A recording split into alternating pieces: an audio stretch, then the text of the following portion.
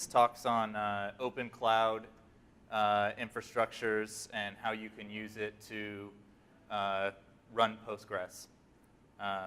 So here's a bit.ly URL and a longer URL if you guys are interested in any of the slide content.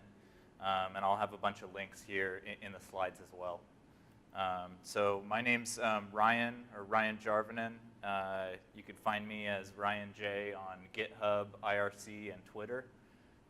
So most of my code that I'll be using today is from my GitHub account, but you'll see if it's referencing other people's accounts. Some of it's my coworkers or other open source projects that are running Postgres. And I'm an open platforms guy with Red Hat, working in their OpenShift team. And I'll talk a little bit about OpenShift.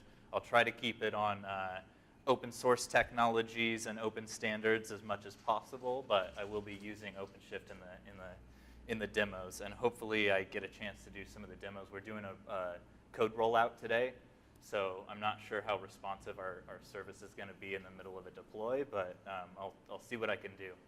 I've got a couple demos that are pre-prepared, so we'll have some time to look at a couple different apps.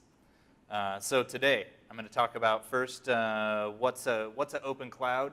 What does that look like? I guess how does Red Hat define it, at least?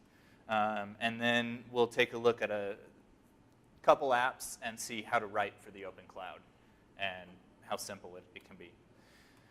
So the cloud, what is it made of, right? A lot of people have a lot of different opinions. You guys, I'm sure, know this all really well. You know, not a series of tubes, mostly cat photos, maybe somewhat true, but really it's about managing infrastructure for the most part. You know, and that'll come down to, you know, basic low-level infrastructure, and then some hazy kind of ... and then you have your DevOps team and a bunch of friction that you run into. And then out the other side, you have software as a service, right?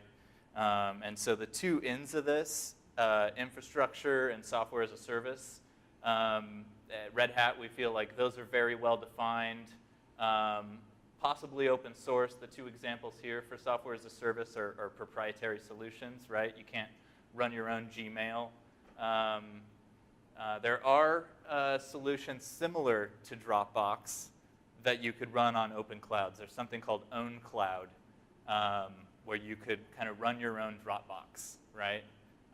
That wasn't using Postgres as a backend, so I didn't include it as a demo here. But there are lots of great stuff coming out, software as a service that'll run on open clouds, and we'll take a look at that. So infrastructure as a service, I'm sure you guys all know what that's all about.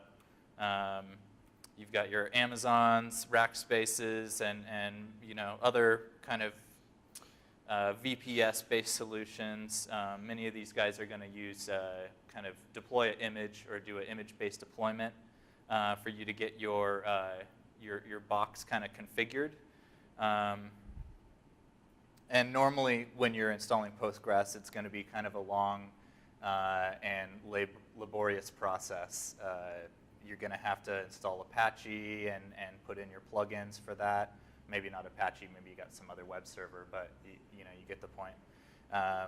Install all your extensions. How many people here are Python users? Is that? And then, do we have Ruby people here as well? One? Okay, I figured it'd be mostly Python or other languages or DBA side people. So most of my examples today are Python. So hopefully that works for you guys. Next, you know, you configure your firewall, install Postgres, install the plugins, right? You have to update some configurations, create database users, create passwords. This is all stuff that I'm going to gloss over really quickly later, so I just wanted to point it out now to say, you know, look at all the stuff that we skipped over when we work with an open cloud. No creating a DB, setting permissions, all of this stuff is automatic. And then you got to get it working with public DNS. Then after that, you're stuck managing and maintaining a machine unless you got a great ops team to work with, right? If your ops team offers pre-built VMs, often you have to go provision something from them. That can take quite a while to get some feedback or to get a VM provisioned. This can go on for a while. And even as a sysadmin or a DevOps person, once you have these VMs handed out to all the developers, it's very rare that they ever say, hey, I'm done with the VM, you could have your resources back, right? Each time a developer asks for a VM, they're chewing up resources and chewing up pieces of your infrastructure, and that's rarely do you ever have someone say, oh, hey, here, I'm done, take these resources back. So it can be a very costly approach to scaling where you have a lot of boxes, with a lot of VMs carved out, and most of these boxes are kind of idling, not doing a whole lot of work. And also, maintenance of these VMs can be a big hassle as well. What if you need to go in and do a security update? Is there a clean and consistent and easy way to patch not just your code, but maintain the OS as well, right? So all this can be a lot of work,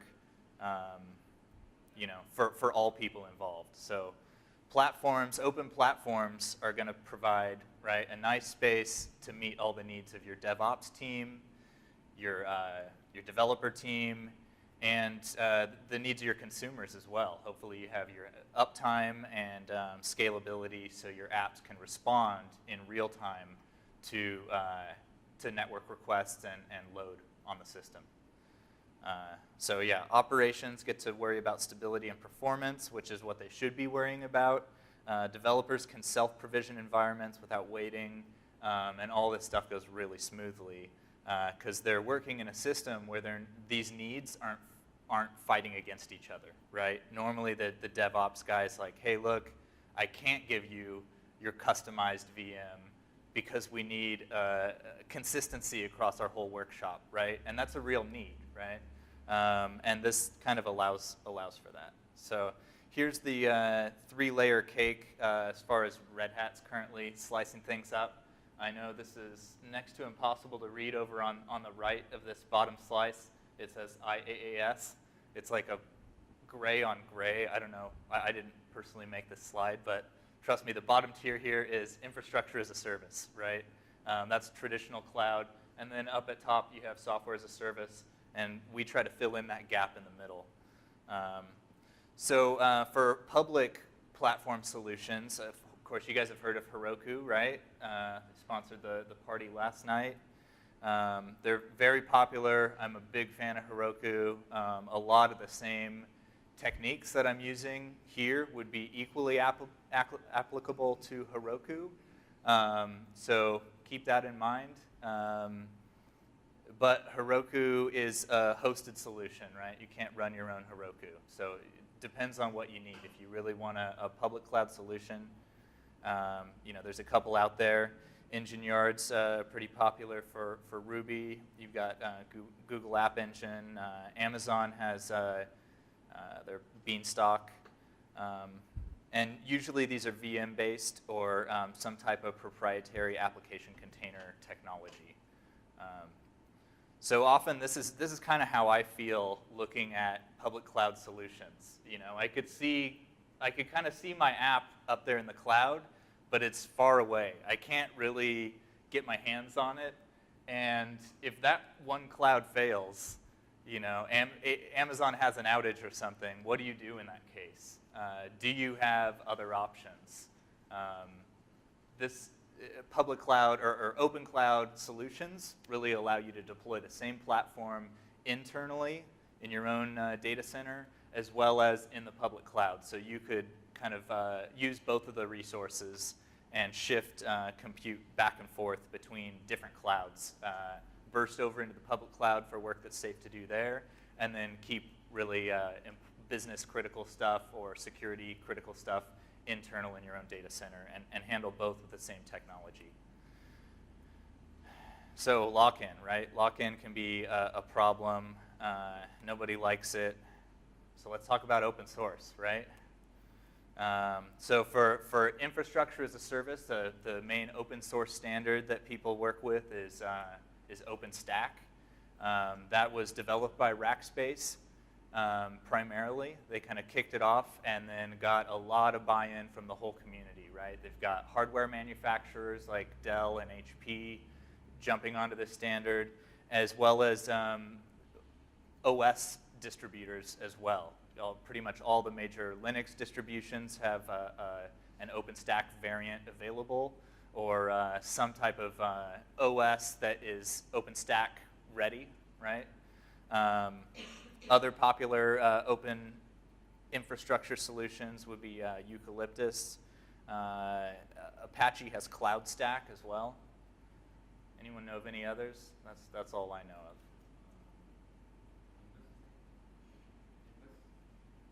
Nimbus? Okay, yeah. Are they cool? All right, nice. Or worst case, roll your own, and you end up in that series of slides I had a while back with all the like, this is what you don't want to be wasting your time on, right? Normally, this meme, when I see an Admiral Akbar, it's always, hey, it's a trap, right? So yeah, rolling your own can be incredibly time-consuming. You don't necessarily want to make it your full-time gig, and it can easily become that. So open source platforms. You've got OpenShift, Cloud Foundry is another. That's VMware used to own that. I think now it's Pivotal. So yeah, it's another popular open solution. Both of these are built around containers. And let me use air quotes when I say containers, because at Red Hat, we don't use LXC for our containers. I'll get into what we use and why. But a container, a lightweight container style technology. Earlier during breakfast, I was talking to someone that previously worked at Sun, and he was saying Solaris Zones was pretty much this concept that, I don't know if you guys are familiar with. No? All right. Some of you guys, okay. Feel free to ask any questions or anything. It's a small crowd. I could, and I got plenty of time here. So when Big Cloud fails you, what can you do? For me, as mostly a software as a service kind of consumer and part-time author, I look at hosting your own. One big thing that was kind of semi-big in the tech community was Google shutting down Google Reader. Got a lot of buzz, a lot of press, and there's a large variety of reader solutions available. Maybe you want to host your own, maybe you don't, right? It can be work, but it can also be really easy. For example, here's a GitHub repo to Tiny RSS, which is a reader. Open up a copy of this guy. Where did that open? I think I got it in full screen is the problem. Okay, so here's Tiny RSS. I probably don't remember my password for this. No. Anyway, here is what you would do to run this on OpenShift. This is how easy it is to get up and started. RHC is our command line tool that we use. You can install it via gem install RHC. It's a Ruby gem. That's how we maintain it and send out updates. Most of our backend is currently written in Ruby. I know OpenStack is Python, so that's a little bit of a weird mix, but anyway, gem install RHC, and you can basically replicate anything that I'm doing in the demo today. That's the only kind of custom Red Hat tool that I'll be using here.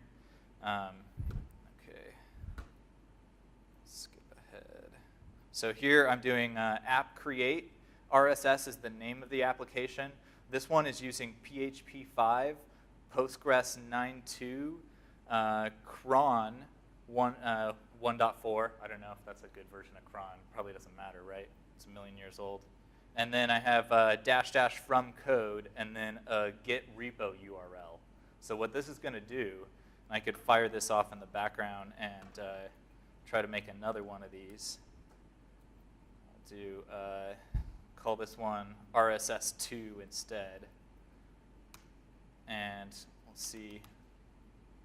Okay, here it goes. Making an application. Here you notice there's a namespace. I chose one called Shifter. Everyone chooses a namespace, and then everyone can have an application named WordPress, and there isn't a collision in the DNS on WordPress, right? So that's how we do namespacing of our DNS. The application name will be in the URL as well. And then this list of cartridges, those are kind of like your service dependencies that you list as a developer. The operations team would work on kind of tuning those cartridges and making them available to the developers, and that's how you can ensure consistency across your entire workshop. We'll go into cartridges a little bit more. I'll give that a chance to complete and skip ahead with these slides. So if I was going to add Postgres to an existing application that didn't already have it, this is it, right? Skip over all that install work, all the configuring services, creating users, setting up permissions.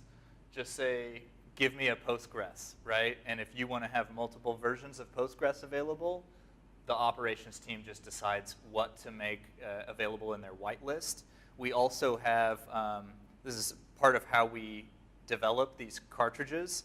You can install them directly from GitHub. That's how we did the RHC app create. We pulled in an application from GitHub. You could also pull in a whole cartridge from GitHub, and that allows you to experiment with different configurations or tune your database a different way and then load that up and test it before adding it to your whitelist of cartridges.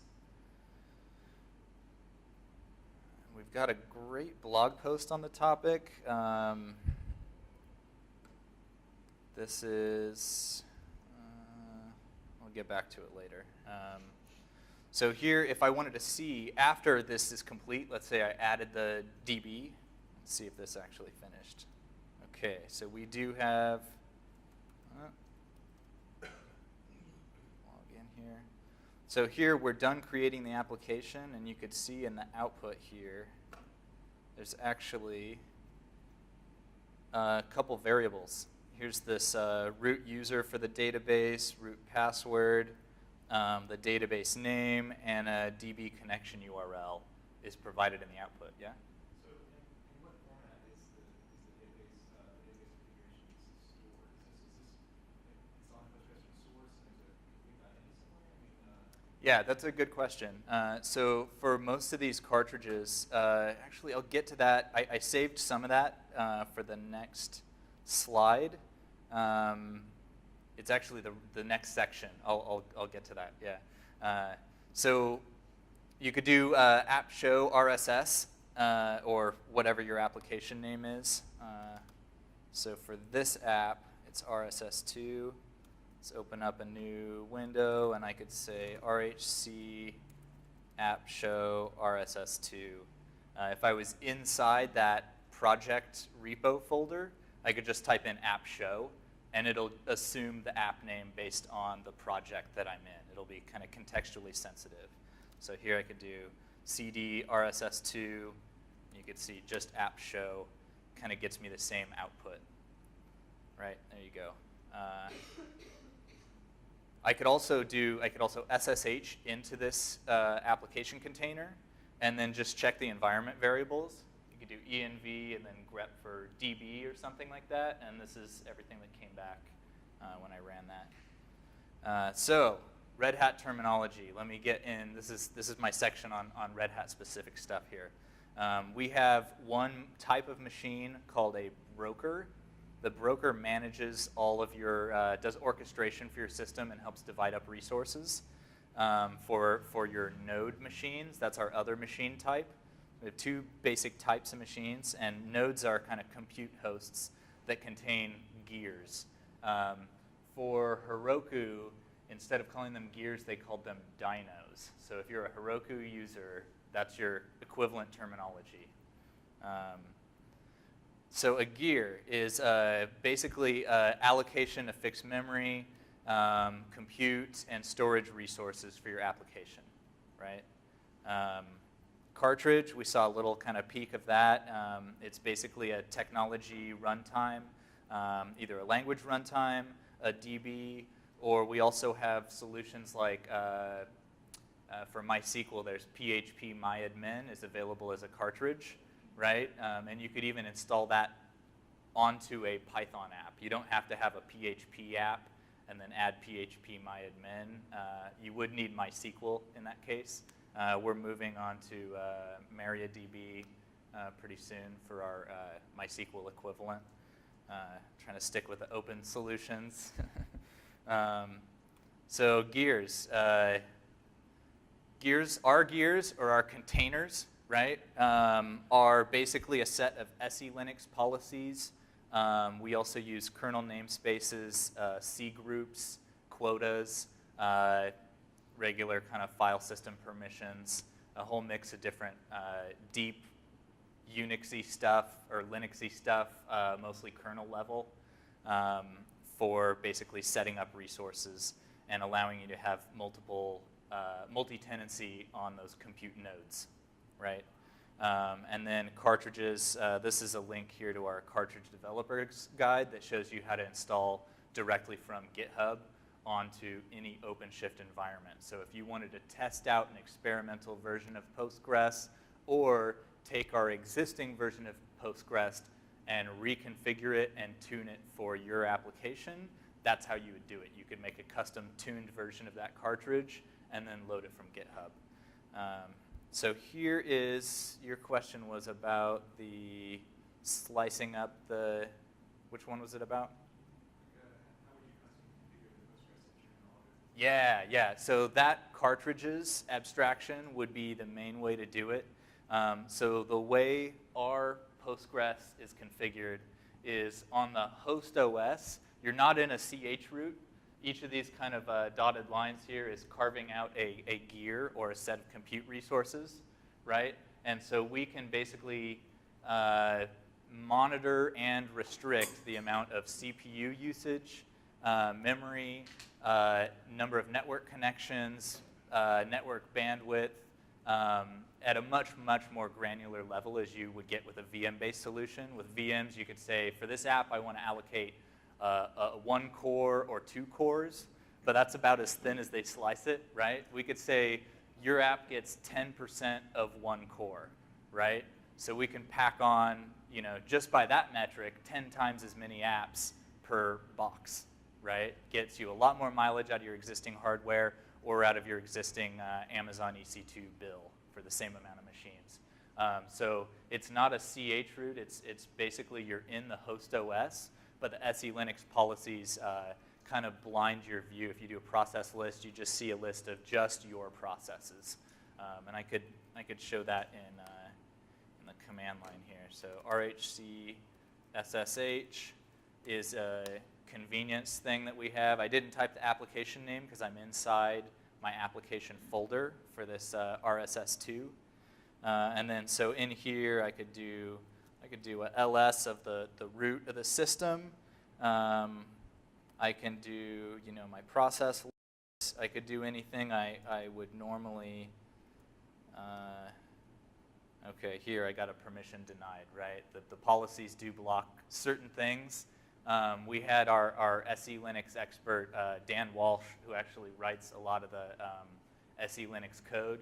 He had a demo a while ago where he had a root level exploit that he had packaged up, shipped it out, and was able to do a root escalation inside OpenShift. And even after escalating to root, he still wasn't allowed to, he tried to delete the etc password file after gaining root privileges. And SE Linux still blocked him because even though you've gained root, you're still inside this SE Linux kind of secure jail, essentially. So it's very secure enough we can provide SSH access into each of these gears.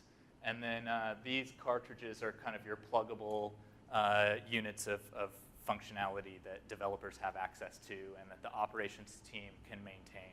If the operations team wanted to say, we need to tune our Postgres, they would tune the cartridge, right?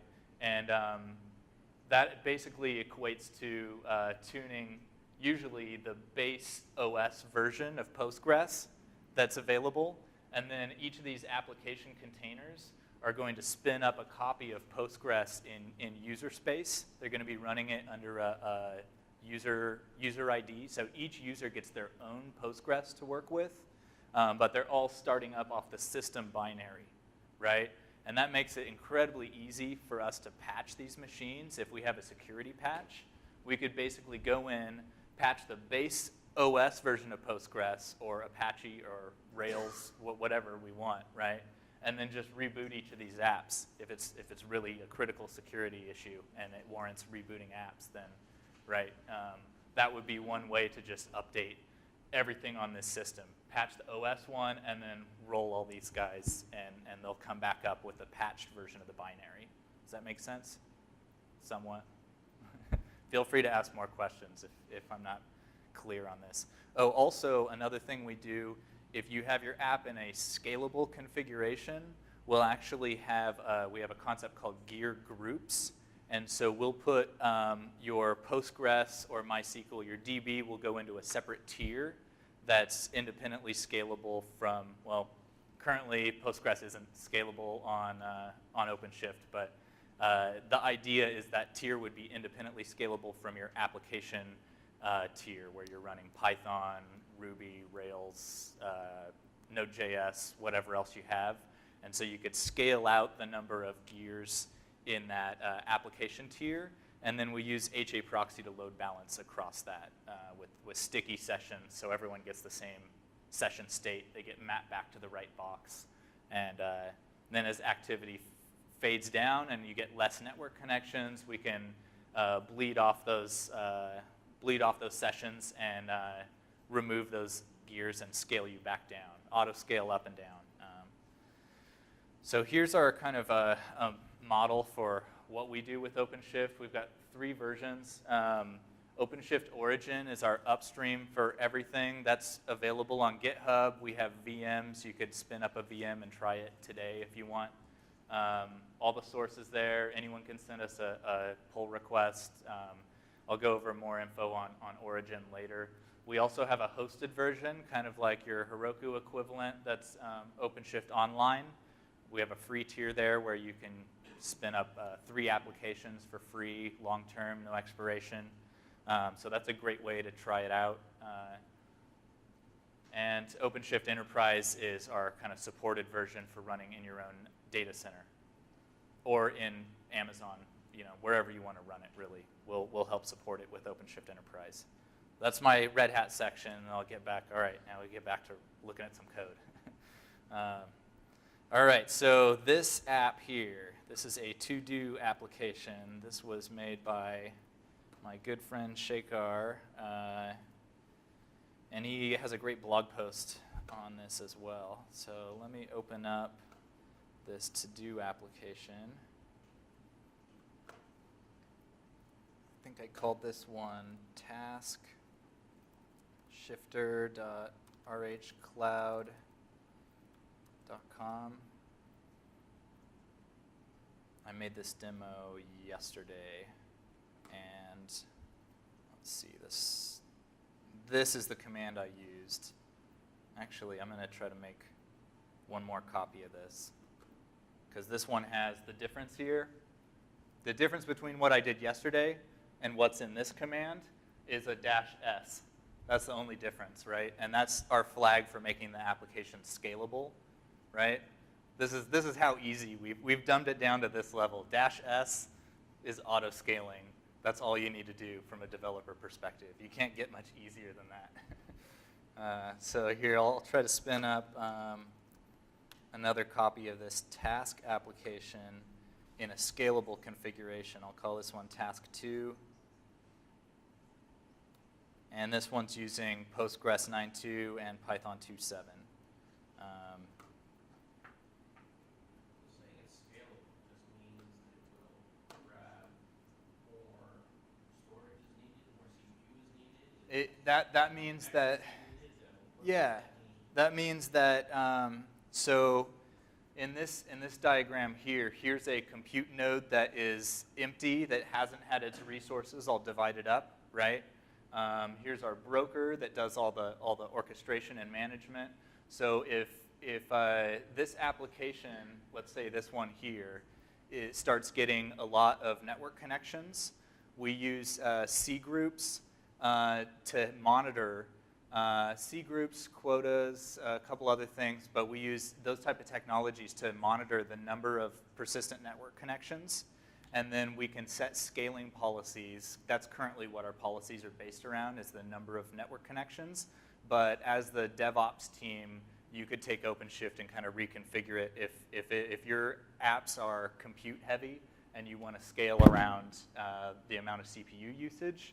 You could do that instead, right? Any of the metrics that we have available, you could set as scaling triggers, but basically the result is if this guy gets more than 20 network connections, then the broker will go divide up more gears.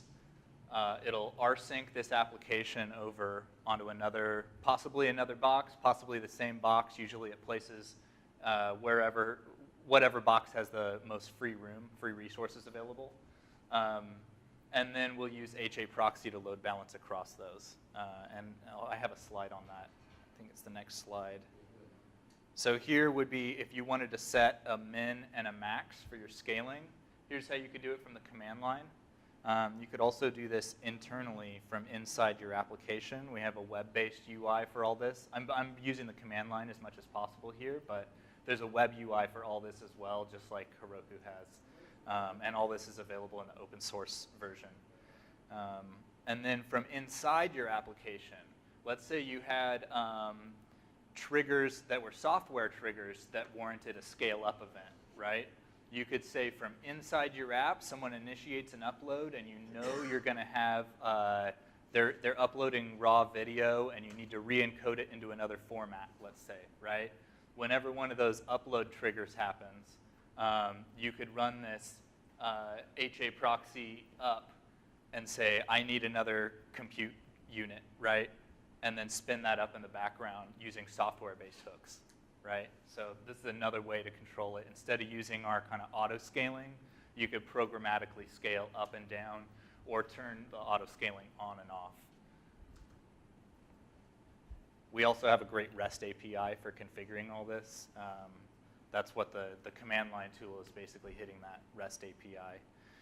And then once that is done, let's see, it looks like this, I got a scalable version of this app, task 2 shifter.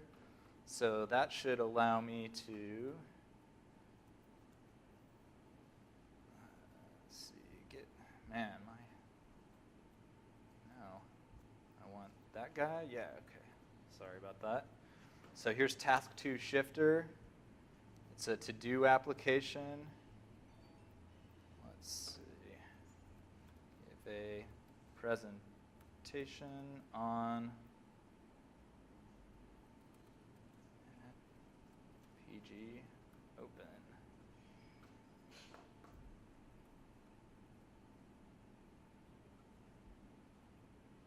All right.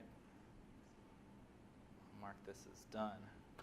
Cool. So that's my to-do application, and then HA proxy. Let's see. HA proxy status. Dash status. Here's the HA proxy status page. It looks like right now I have this one gear, and then that's about it. But I could go into the scaling interface.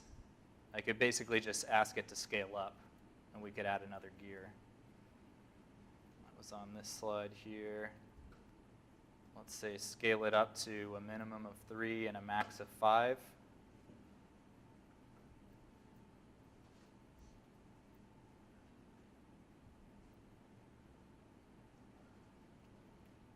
So that may take a little while to run, but that'll basically do the scaling that you were asking about.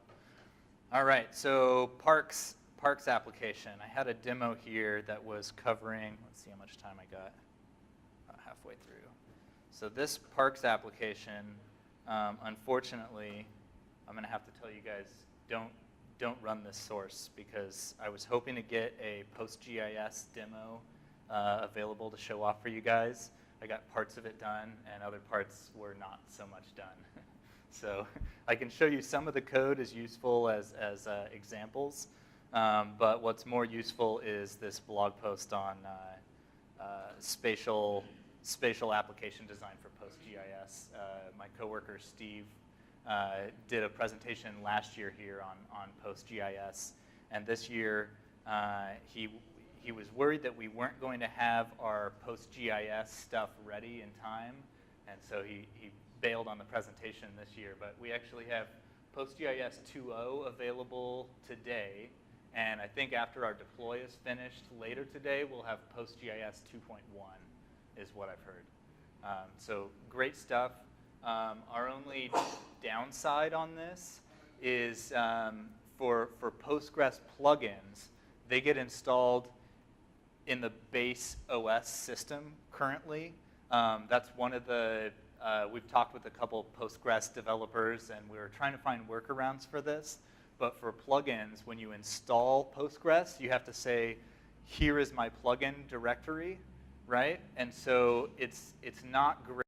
It's not particularly well designed for our use case where we're doing multi-tenancy, and each individual user may want to add their own plugins after the fact, right? Since we have our base system binary of Postgres that we're running, it got installed by the ops team way before your app got created.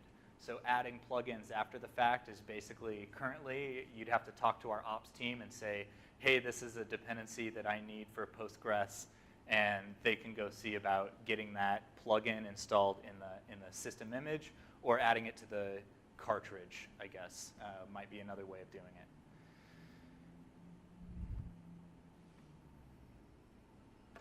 Okay, so I'm going to skip this creating the Postgres parks, but I do have, let's see, I think I have a parks demo that basically shows parks. Let's see if this works, shifter.rhcloud.com. That is not right, RH. I don't see the difference.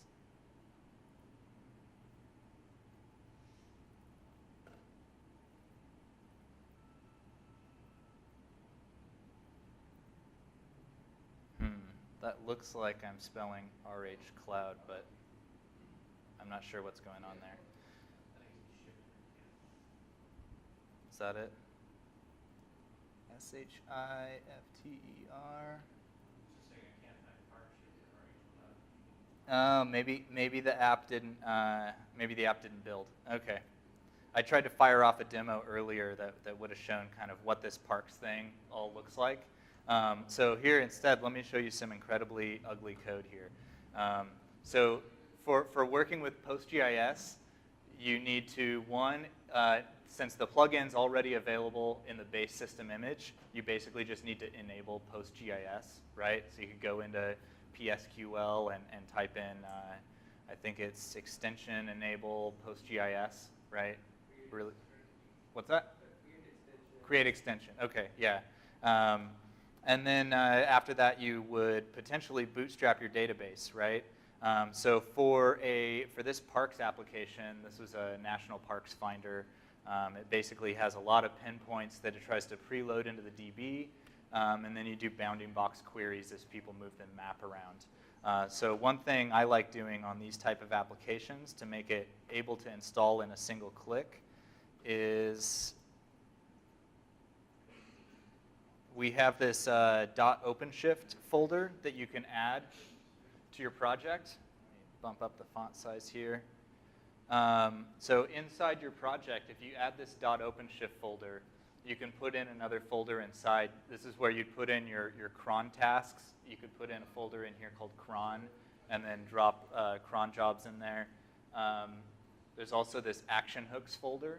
And so we can, we have a bunch of different hooks. There's a pre-build, build, post-build, pre-deploy, deploy, post-deploy, all these different application hooks that you could basically define a script in here. It could be Bash, it could be Ruby, it could be Python, whatever you want.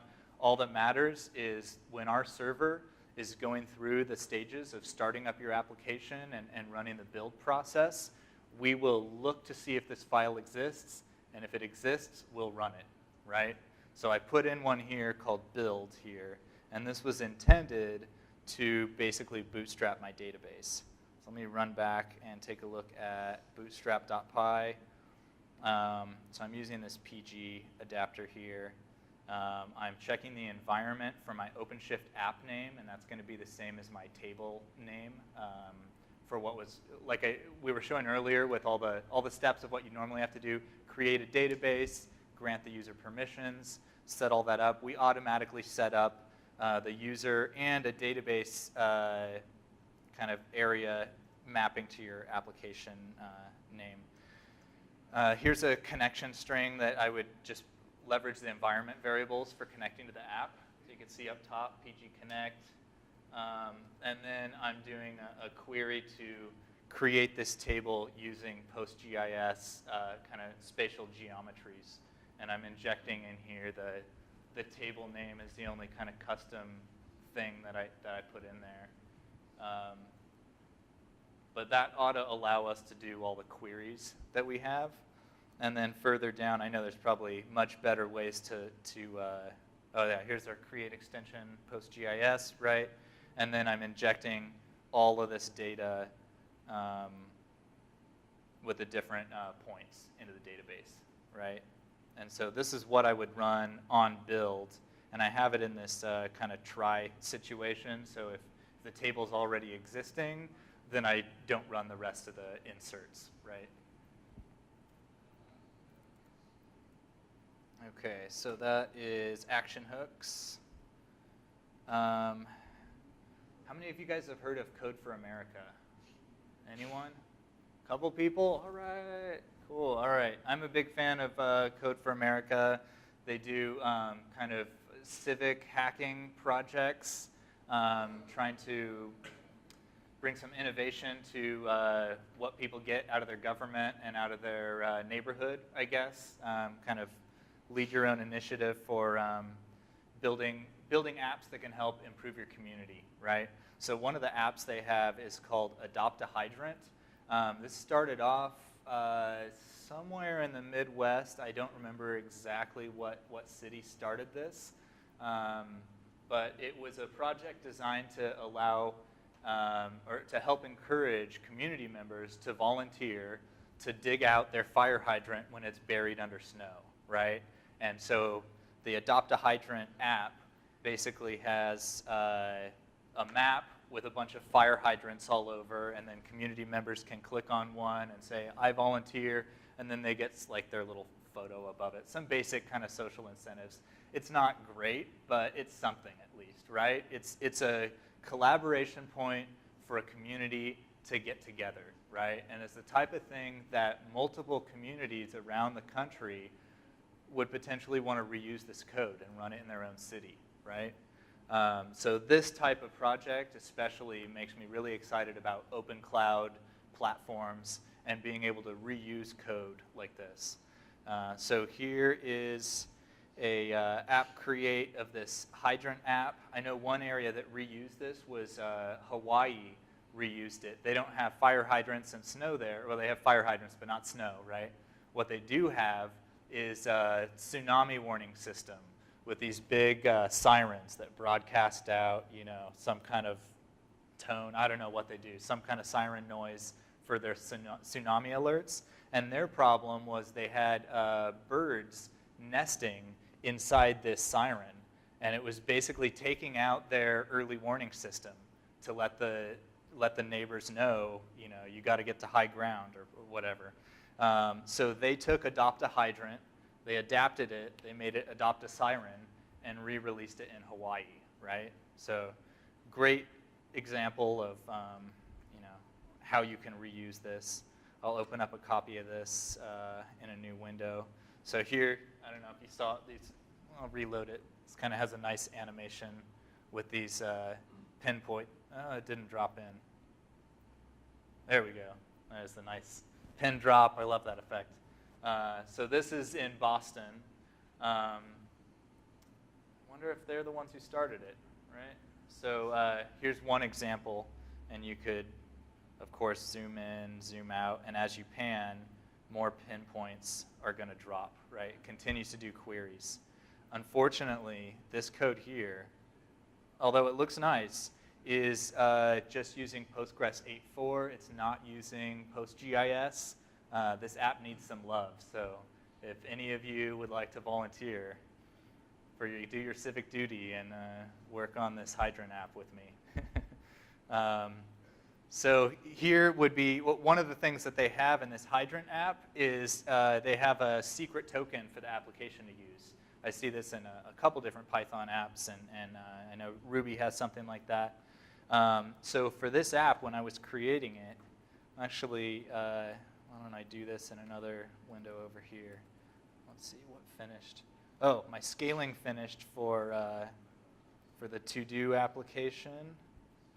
Let me reload this page. Okay, so now I could see I've got a couple extra systems in the mix. I've got my local system, and it looks like at least two others here. These guys have been up for almost 10 minutes. There you go. That's your basic HA proxy status page. There's also a link here if you wanted a CSV version of this. This is how I'll make applications within a scaling group aware of their sibling nodes. If you need to do communication from app to app and have these guys collaborate as you scale up and down, this is kind of my map for how I would communicate with the other nodes. And I could take, for example, this hash here. Let's see. I think, where do I add it? Task. There's somewhere you could put it in the URL. Sorry, I'm kind of tired. And I actually replaced what I do. I don't actually use this file anymore. I mostly program in Node.js, and I have an npm module where you could say OpenShift.siblings, and it returns all the URLs of everyone. You don't even need to parse this file, right? I just have libraries to help me find what siblings are in my scaling group. But this is one of the integration points that I use for that.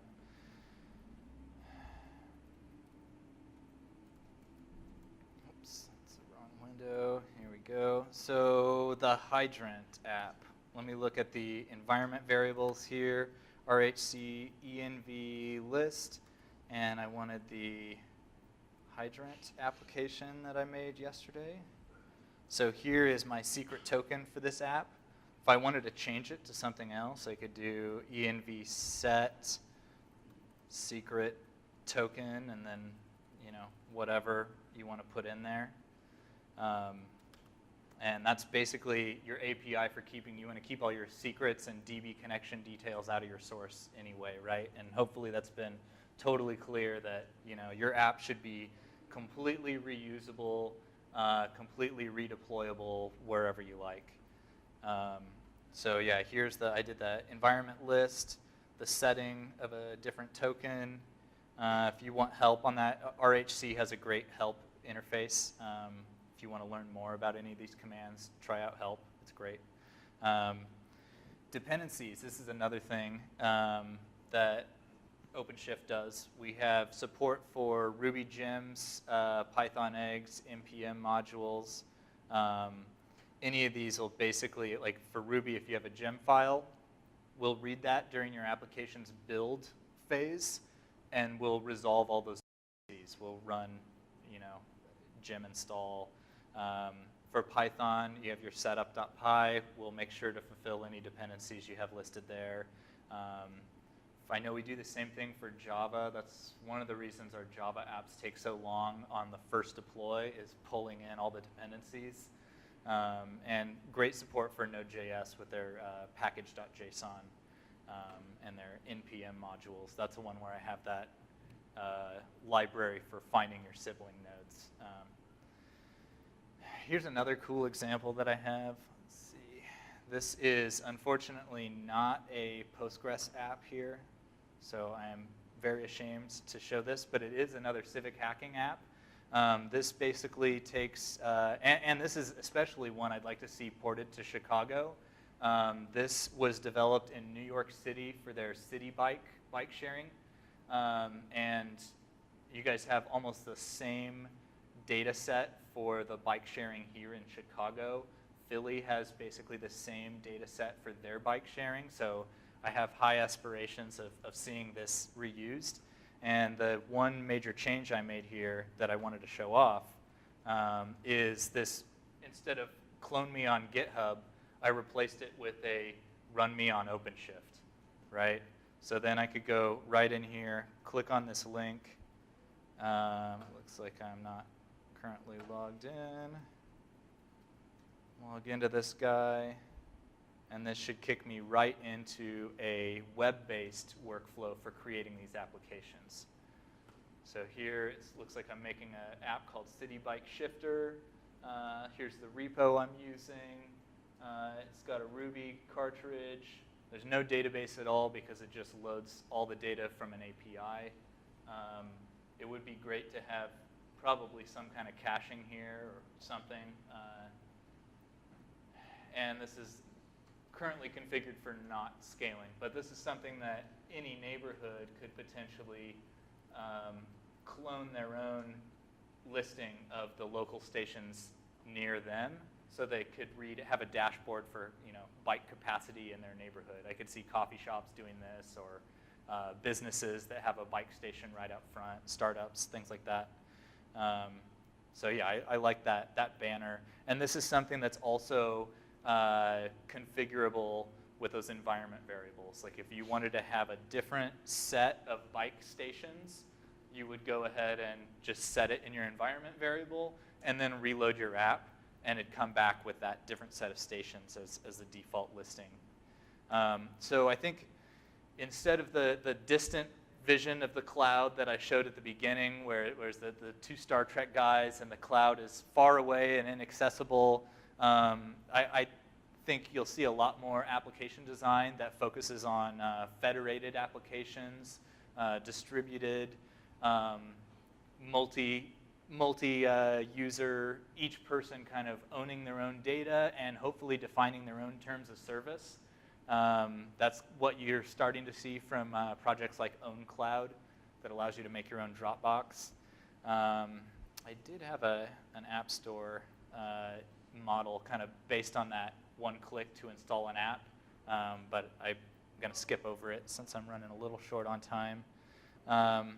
So to wrap up our kind of community involvement, this is how we do open source at Red Hat. Red Hat's been doing it for a long time, longer than most people. We've got pull requests are our current way for contributing. Our code's all on GitHub. We're looking for help with whatever the Python community or you guys as individuals are interested in working on. We use the Python PEPs, or Project Enhancement Process. Is that what they stand for? Project Enhancement Proposal. Anyway, PEP is what we use for our major feature enhancements. Those are all on GitHub. We've got great contributor guidelines. All of our sprints are using Trello cards. And we've got Bugzilla is what we use for bug tracking currently, not using GitHub issues. And then you could also vote on features. So the three big pieces of OpenShift, like I said earlier, OpenShift Origin is all of our upstream source. That's kind of related to here's how you get involved if you were running your own open cloud and you wanted to be involved in helping shape the future. That's kind of our equivalent to Fedora, right? It has a lot of changes. Things move really fast, but you get the latest up there, right? And it's all for free, so you can't really beat that. We have a couple different organizations that have run their own competing OpenShift online using OpenShift Origin. There's a company out of Brazil called GetUpCloud that has their own OpenShift, hosted OpenShift available. Like I said, we have our own hosted OpenShift, OpenShift Online, and you can also sign up for a 30-day eval of OpenShift Enterprise, and anyone on our team is pretty good at helping stand up proof of concepts for internal use. Here's a link to my slides here, and I've got just a couple minutes left if anyone has any questions. No questions. I could go into some of this. Yes, question? The containers that you were talking about, Yeah. they have their Postgres version on whatever. So we'll have, for our base OS, we'll put, we use a system version of Postgres that is spun up in user space. So each individual user on this multi-tenant environment has their own Postgres, essentially. But if we need to patch it, we patch the base system binary, and then we could reload each of the apps in order to get them all patched.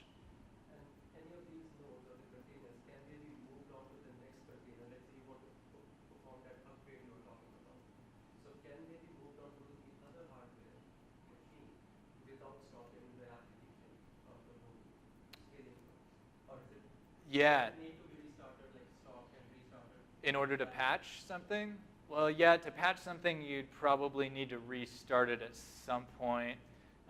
Whether you work around that via load balancers and taking one machine out of the pool and rotating them, that's not something that we offer currently. We do have support for something called snapshots that basically takes a DB dump, we give each app 1 gig of persistent disk space. So it takes the other resources you get are 512 megs of memory and I think some portion of a CPU core. I don't know what but we have a couple different, and then 20 network connections I think per app, and then we do a scale up beyond that. Yeah, I think you'd want to patch that base system version. The snapshot would be a good way of backing up your applications. You could also restore from that snapshot onto a different cloud. But configuring doing like a rolling restart or maintaining your uptime is still a little bit of a work in process, as is scaling Postgres. Currently, our Postgres is just a single instance of Postgres that's got to fit inside that 512 megs of memory, right? That was going to be my next question. Do you have a cartridge for streaming replication? In the sense, a cartridge for master Postgres is a cartridge that replicates from that and provides read-only. We don't have it yet, but that's kind of the right idea of what you could do with cartridges, especially if you have one you install from GitHub or from any other Git repo. It doesn't have to be GitHub. It doesn't have to be publicly hosted. It could be in your own internal Git repo. But yeah, you could customize. You could make a custom cartridge. Hopefully, you keep your configuration details out of it. And that's kind of the tricky part is how do you do replication and scaling and all these things. We're working on all of that, and it's on the roadmap. I don't know exactly how soon we'll have how long till we have scalable Postgres, but that's a great question and definitely something we would be interested in community input on how to better work with Postgres. We're trying to get actual Postgres contributors to help contribute to our open source project, and we'd like to have, if possible, people from the Postgres team being the ones kind of helping do quality control for the cartridge. How long is this support taking up right now? Like run a production database server for 4 to 6 cores? I think it depends on how you want to scale, and it depends on how big of a shop you have, how big of a database you have. If you're doing very big DBs, very intensive, we also have different size gears. And like I said, our gears are on OpenShift Online are kind of tuned to allow us to have a free tier, right? Another thing, we could sleep these gears if they're not being used, which is how you can reclaim resources and you don't have VMs constantly eating up your resources, right? But yeah, the yeah, the gears. Sorry, I'm blanking. I'm like really sleep deprived. But I can follow up with you. I think I'm just about out of time here. Yeah. All right. Well, thanks, guys, and I'll let me know if you have any other questions.